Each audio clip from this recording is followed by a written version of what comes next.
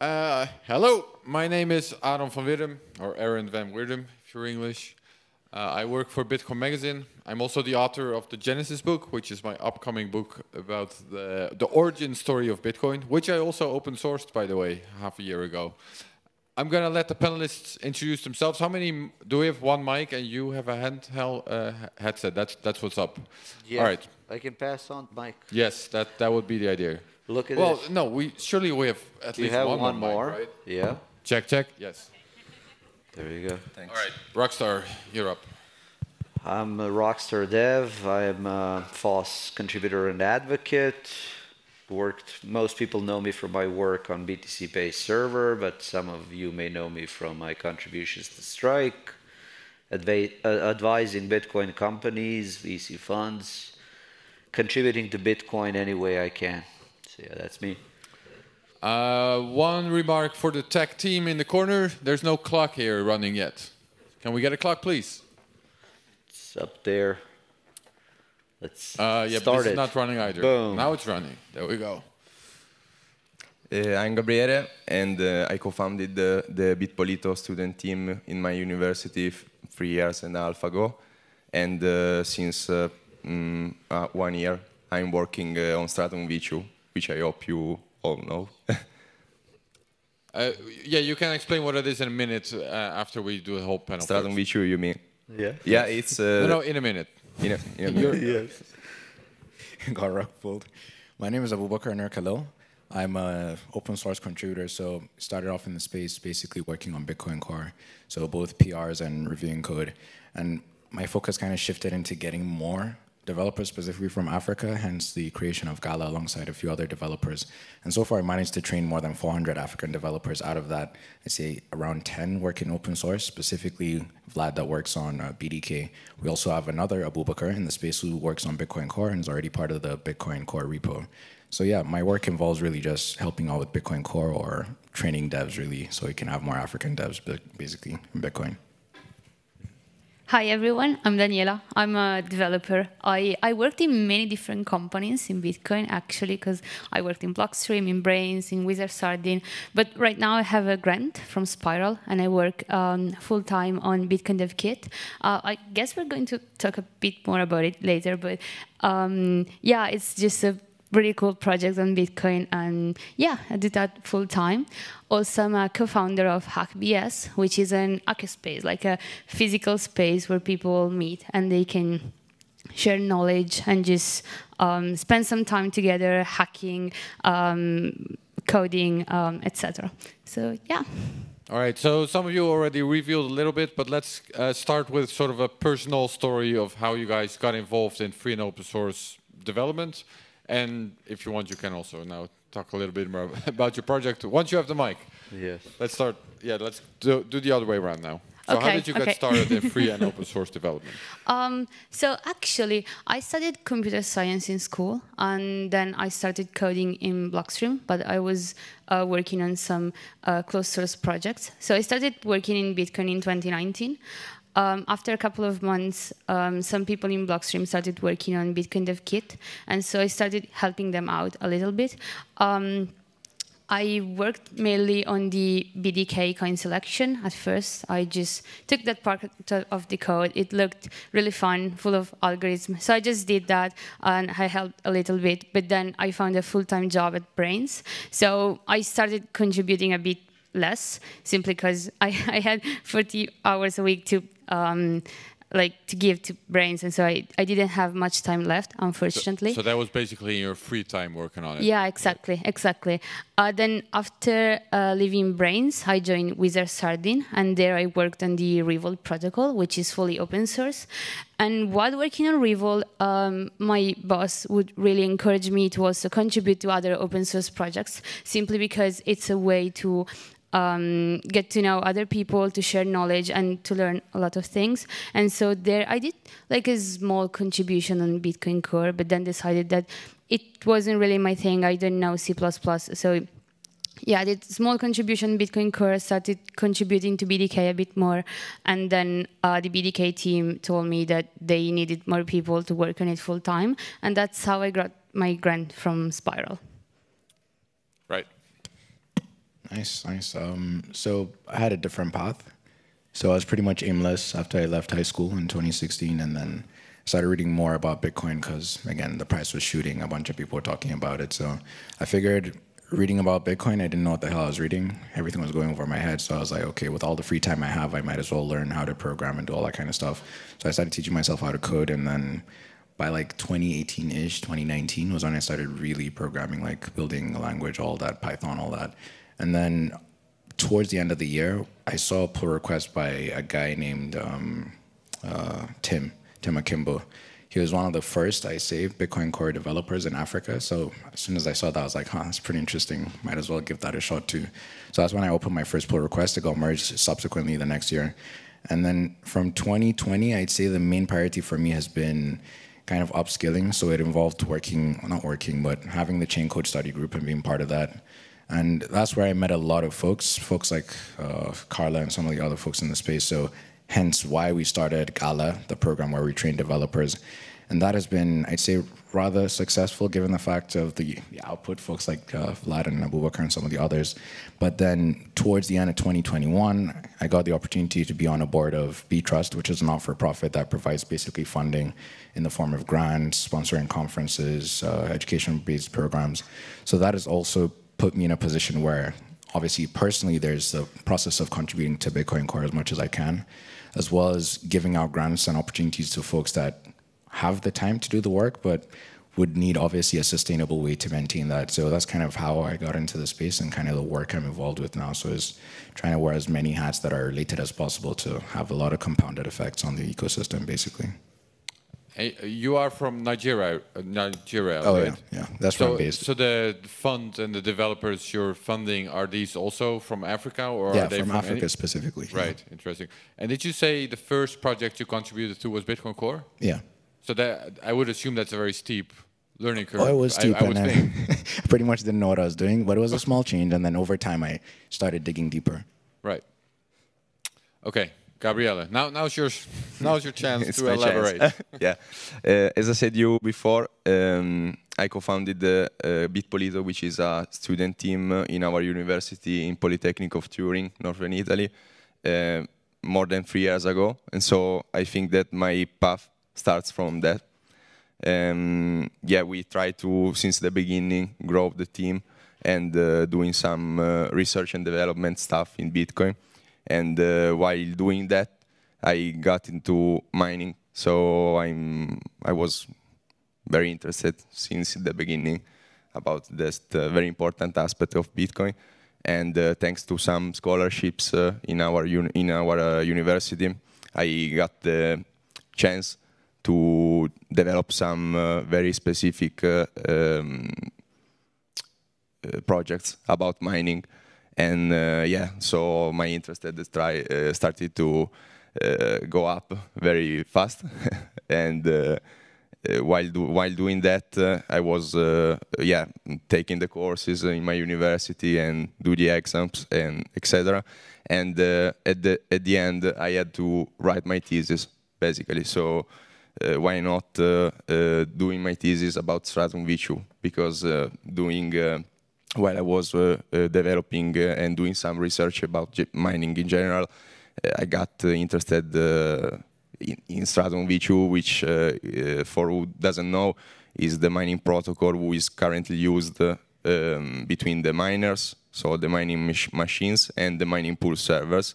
And right now the protocol is called just Stratum, and we call Stratum V1 because we represent the upgraded version, so Stratum V2. But by the way, I think it's a very, very, very important project for all the Bitcoin community.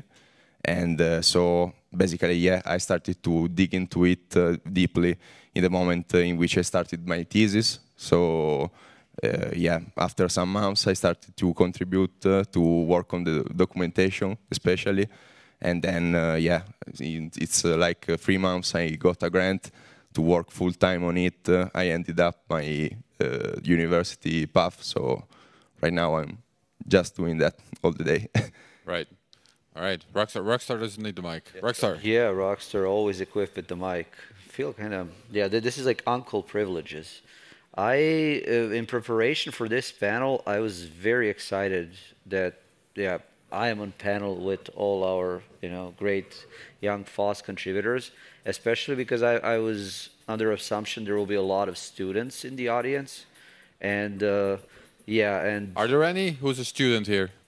Prospective... We got 2, 3, 4. No. Oh, my dreams are now shattered. Like, are there any prospective FOSS contributors, like, that you would like to join FOSS and be as amazing as Daniela, Abubakar?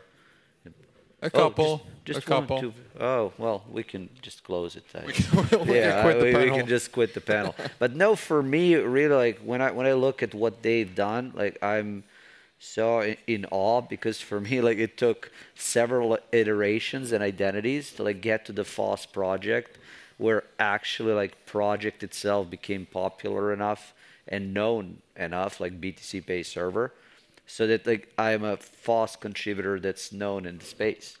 Like, I have contributed to the FOSS for over a decade, but I made a mistake always of like trying to do it too much myself, like starting a repository.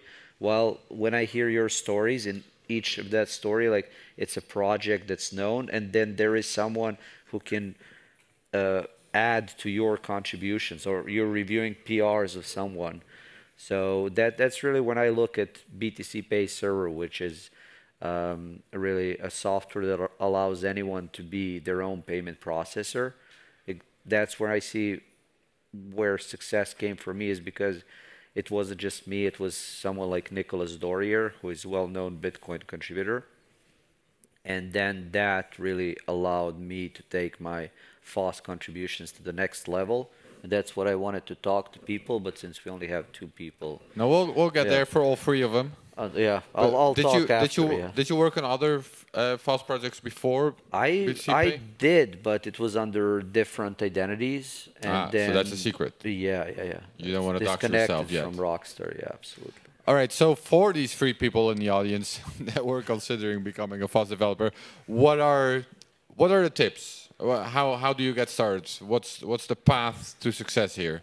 Yes. Yeah, let's start. We'll go the other way around. Yeah. So first of all, get your own mic. Like, make sure that you have, so that you can talk all the time. You can I made a good start. Yeah. Beyond that, like, just look that it is project that you feel very passionate about. Because in all of the stories that I've heard from you, like, it is something you're passionate about, and you will be good at it. Because, like Daniela, like, I looked at Bitcoin Core, but just C++ is not my strong suite, so I wanted to focus on C#. And beyond the project, be passionate about people that are already on the project. Like, don't start your own thing just for the sake of ego, or like, the best. Unless you're an accomplished contributor that's already well known. Like, I always advise, go for a project that's established, that has someone you admire in some way, you want to learn from. And if you have those 2 components of, like, passionate about project, passionate about people on the project, most cases, yeah, it will work out really well. Gabriele, anything to add there? I also agree totally. I think that in general, the passion is what distinguishes a developer who works exclusively or full-time, or the most of his time on FOSS projects, to a developer who works as a developer in a company or other. So yeah, the passion is the first thing, also because it allows you to be more connected, or not be more connected, but get more connection in a faster way, because other people can recognize your passion from what you do, from how you talk about it, your project, if you promote it, if you try to talk with anyone about your project. So that's the passion, the key thing. And at the same time, I can add that, in my opinion, also an important point is to don't feel scared about jumping in a new community, a new project. Just do it.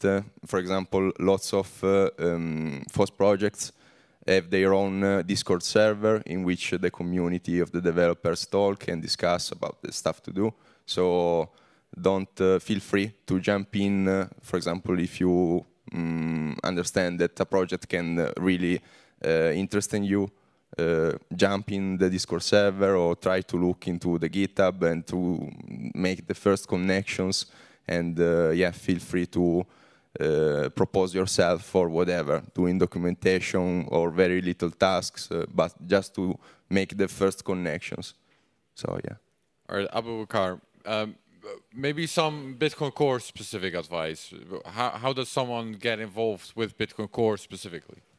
Yeah, for sure. I mean, a lot of great points. I think sometimes as developers, there's this inadequacy, I guess, that we feel of like you're not up to that level to either jump into a conversation where there's an issue being tracked or open up a pull request. But like you said, one, this might sound interesting, but lurking in a repo really helps.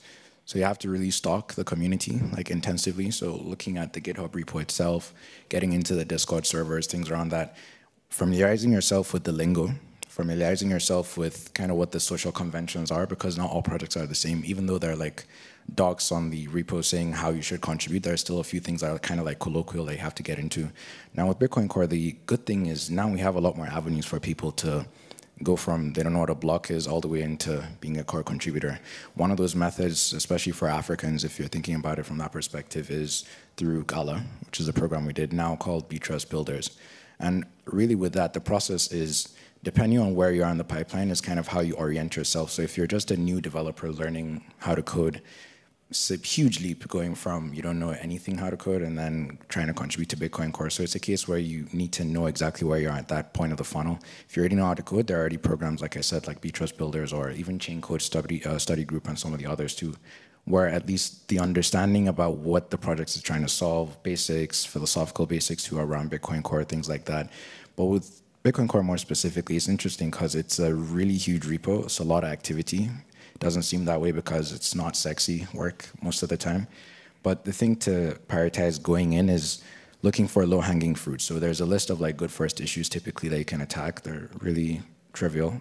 And if you already like C++, probably the best project you can work on. If you don't, then you'll probably have to scope down into testing, which a lot of it is Python. So even though the majority of the repo is written in C++, a good chunk of it is written in other languages that you can explore. But in general, try to get into the habit of reviewing code first before you publish code, because it's really, it gets pesky on the side of the core maintainers looking at a bunch of trivial changes most of the time. So try and be more productive as much as you can and don't be noisy. So if you're confused, reach out separately to different folks as opposed to like asking really, really insane, dumb questions that have probably been answered. But yeah, stay humble, try and learn as much as possible. If you're too comfortable, you're probably not growing. So try and put yourself in uncomfortable positions. I'd say those are like the major things to think about. Yeah, I think there are a lot of really good points here. I want to add, I think usually we think about coding as this really, I don't know, you imagine a developer as this person isolated in their room, just coding by themselves. I want to emphasize how important relationships are in this job. And so I just want to say, if you want to get involved, try to also find friends and connect with people that work on the project you're interested in, and also on other projects. Just go to conference, reach out to people, just be kind in general, obviously. And yeah, and just meet new people and learn stuff from them. And also, I mean, obviously that doesn't hold for everyone, but the majority of people are kind. So if you're confused about something, just reach out and ask. So if someone comes and they're like, hey, I can't understand this thing from BDK, can you explain it to me? I would be so happy, like, oh my gosh, of course, because I love my job and I'm really happy about chatting about it. So yeah, in general, just focus on relationships, take part into courses like the Chain Code Lab seminars, or there are also other courses, I can't think of anyone right now, but there are others, I'm sure. Yeah, just, and also, as you said, focus on the long-hanging fruits. So if you want to focus on a project specifically, try to find the good first issues.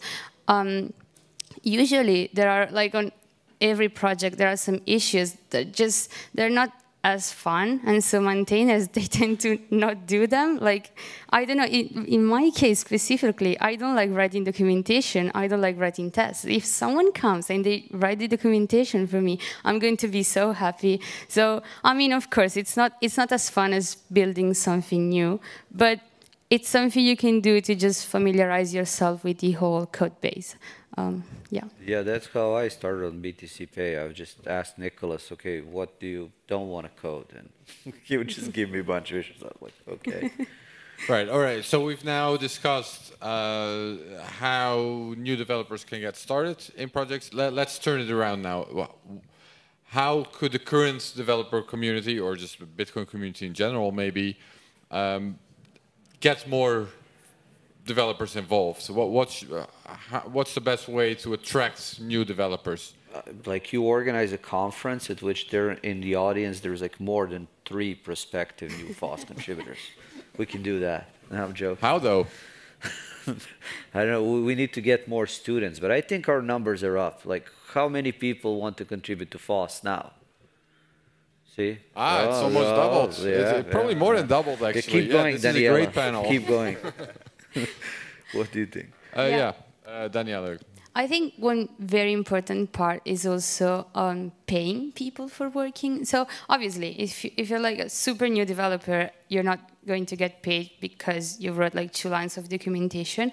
But one thing we're trying to do in BDK is setting up some bounties, so some really easy tasks, not really easy, but kind of easy tasks that people can do and getting paid for it. And in that way, people are just, so if you're not working in open source full time, you're still really encouraged to spend a few hours each week just working on a project. But then, of course, you need to have enough funds, you need to have some way of, finding out who's, like, who are the people that actually want to work on the project and who's there just for some easy money and blah, blah, blah. So it's not trivial at all, but I think it's a way to encourage people. And also I think mentoring is super important. So I actually have a mentor. She's Amiti. She's a Bitcoin Core contributor. She's not like my technical mentor in the sense that we don't work on the same topics. So if I have some question on peer-to-peer in Bitcoin Core, I can ask, of course. But she's helping me just navigate how to work in open source, how to manage my energy, how to contribute in a way that makes sense. And so, yeah, if you're a senior dev and you want to encourage people to work on open source, just finding some people to mentor, that's super, super helpful. I'm glad you brought up that point. That was something we came to realize the hard way, really, with both Gala and Btrust builders as well as Btrust.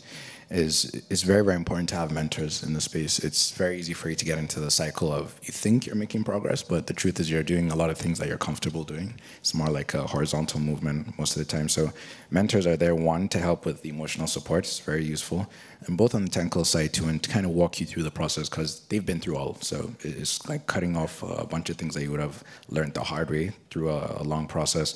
But I think the most important thing is, as a developer of any major project, like let's say Bitcoin Core or something like that, it will be good for, I mean, a lot of them do this already, but it would just be good for even more folks to do it, is to reach out to programs that help teach people to get into Bitcoin Core, contribute to Bitcoin Core, and specifically let them know what the do's and don'ts are, culturally speaking, and where the places that are under-resourced in terms of the project. Because the thing is, you don't want to have 100 new developers just come into Bitcoin Core, are going to mess up a bunch of stuff in terms of just being noisy. So it's a case of letting them know, okay, these are the things we'd like to have in terms of the new developers. These are the things they should be made aware of. And that way it's more of a collaborative approach, really. So you don't have like a bunch of noisy devs coming in and wrecking everything.